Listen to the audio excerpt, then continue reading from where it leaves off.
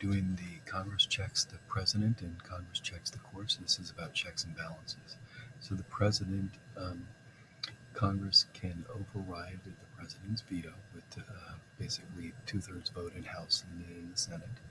Congress can impeach the president or vice president, remove them from office. The Congress actually, the House will elect the president, the Senate will elect the vice president in case neither one gets uh, the vote in the Electoral College.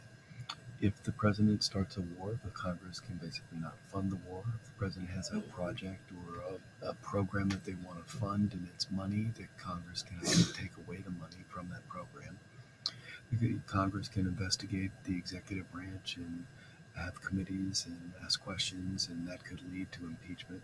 Also, they can make new laws and make laws about the president's power, about the president's program, or things that could check the power of the president.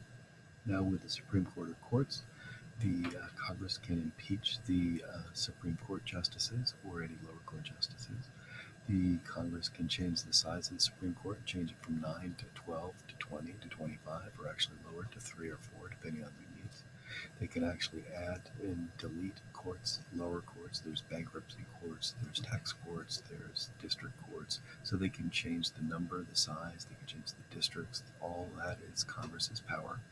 They can change the jurisdiction of the courts.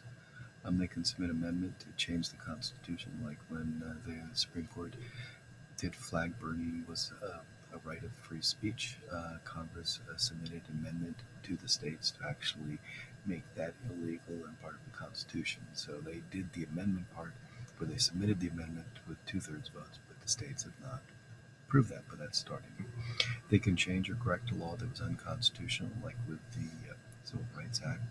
Um, the Supreme Court said they needed to update the law, and Congress is in the process of updating and making changes on that law. They can not approve or confirm a judge. So right now, there's a Supreme Court justice that has been nominated by the president, and the Senate does not have to confirm that or even have meetings on that one. So that is basically ways they can check the president's power and the Supreme Court's power. So Congress has a lot of ways to check the president and the courts. So if you have any questions, feel free to ask, and you can post online. So thank you very much, and have a nice day.